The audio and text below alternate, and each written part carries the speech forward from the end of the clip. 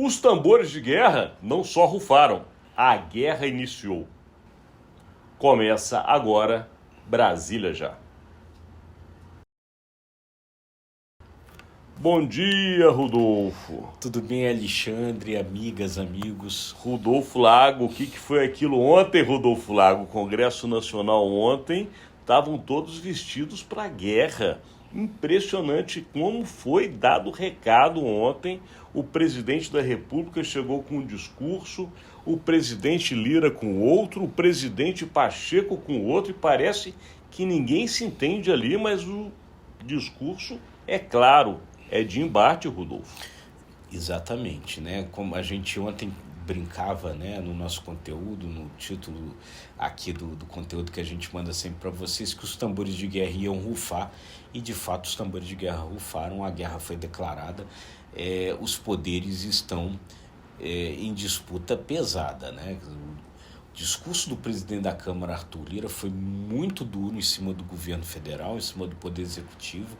O discurso do presidente do Senado, Rodrigo Pacheco, em cima do Judiciário, falando em limitar poderes dos ministros do Supremo Tribunal Federal, ou seja, um início de ano legislativo muito complicado mesmo, com os poderes aí em guerra, em disputa.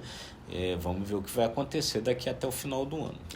A situação realmente é tensa na capital federal e a gente vai tentar fazer com vocês um conteúdo dividido, porque é muita informação, nós precisamos analisar os fatos, não há como fazer uma análise profunda de tamanhas repercussões em cima de tão pouco tempo. Portanto, hoje a gente vai tentar dividir, falar um pouco do Lira e deixar o Pacheco para amanhã, porque Câmara e Senado, como bem disse Rodolfo, os dois deram seus recados. E Lira foi o seguinte: iniciado o processo já antes de começarem os discursos, antes do plenário, os sinais já foram dados, Rodolfo, porque Lira já entra no cumprimento ali, no aperto de mão, quase que saltando Alexandre Padilha, ministro das Relações Institucionais. Portanto, confirma o desgaste de Padilha na relação do Executivo com o Congresso Nacional. Ele sinaliza para Rui Costa durante o seu discurso, deixando claro, antes de falar com Rui Costa, que os acordos não estão sendo cumpridos, que as palavras dadas não estão sendo seguidas, e foi mais longe. Reclamou indiretamente do corte de verba dos 5,6 bilhões, ao dizer que o orçamento pertence ao Executivo, mas também ao Legislativo. E ainda foi mais agressivo, porque chamou quem está no governo de burocratas que não conhecem o Brasil e que sim, os parlamentares é que saem, segundo Lira, gastando sola de sapato para saber o que o povo precisa e que tem todo o direito de gastar o dinheiro da União, porque eles também são eleitos pelo povo brasileiro. Pois é, ficou claro o seguinte, quer dizer, que se o governo imaginava, se o Lula imaginava e vinha com essa intenção de retomar poderes aí sobre a destinação orçamentária, o Arthur Lira deixou muito claro o seguinte, que ele não vai abrir mão. O poder não se devolve, o Congresso obteve esses poderes e não vai devolver, não tem como. Gerando uma situação que é realmente muito complicada, porque por mais que a gente, tirando o que tem aí da parte nobre do que o Arthur Lira falou no discurso dele, né, que deputado é que gasta sola de sapato, etc., não sei o quê, o fato é o seguinte: nenhum outro país do mundo tem nem perto um Congresso com tanto poder sobre a destinação orçamentária como o Brasil. Na melhor conta, na conta mais generosa, é algo em torno de 28%, 30% hoje está na mão do Congresso dessa destinação de recursos orçamentários. Os Estados Unidos, onde a Câmara dos Deputados, o Senado não, trabalha muito na questão orçamentária também, lá a parte que cabe ao Congresso modificar fica em torno de 2,4% apenas. Então, realmente, é muito poder. Outros países, por exemplo, Portugal, é 0,5% só. Então, realmente, é muito poder na mão dos deputados e senadores, um poder enorme que sai do Poder Executivo. E aí a discussão é essa, a discussão é uma discussão de poder. Quem define para onde vai o Brasil? Essa é a discussão. E a gente não vai poder entrar hoje, mas a questão é que vai ser analisada mais à frente.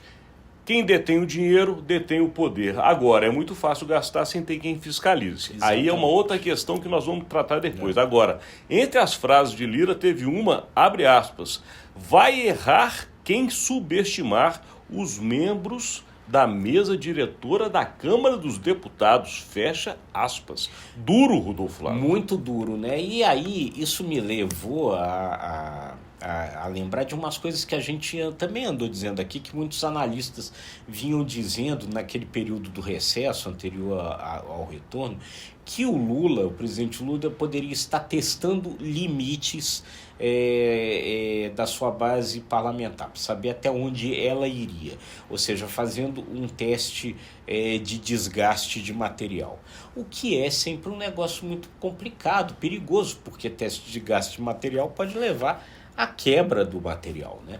E aí ficou muito claro que o Lira entendeu isso daí e disse assim, olha, não nos subestime, não faça gracinha com a gente. Então é muito difícil, muito complicado, é realmente um clima de beligerância muito grande nesse início de ano legislativo. Na qual o presidente da Câmara tem, lembramos a vocês, 1 ano de poder, porque ele só sai da Câmara dos Deputados em fevereiro do próximo ano, e ele deixou claro, hein, que apesar de ter eleições esse ano, o ritmo da Câmara não vai ser diferente.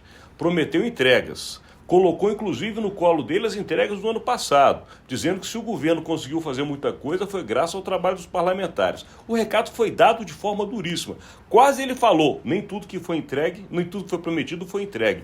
Portanto, queremos mais para seguir como fizemos em 2023. Ou seja, é isso. Ele dobrou o cacife para fazer as entregas esse ano que o governo precisa, e o governo ainda precisa de muita coisa. Por exemplo, a reforma tributária, mas a regulamentação da reforma tributária precisa acontecer esse ano, para dar só um exemplo. E aí o que o Lira fala também é que ele quer ter o poder de fazer o seu sucessor na Câmara. O Lira quer continuar tendo poder mesmo depois de deixar de ser presidente da Câmara. E também não vai abrir mão disso. Então, só para vocês sentirem, isso é só com relação à Câmara dos Deputados.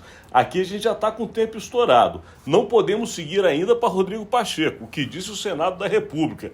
Então, amanhã, mais análise sobre o que aconteceu na abertura dos trabalhos legislativos de 2024. Tem muita coisa para a gente conversar aqui, né, Rodolfo? Muita coisa, ainda vai rolar muita água debaixo dessa ponte aí. Mas é isso aí, gente. Se você gostou do nosso conteúdo, curta, compartilhe e se inscreva nos nossos canais. Obrigado e até amanhã.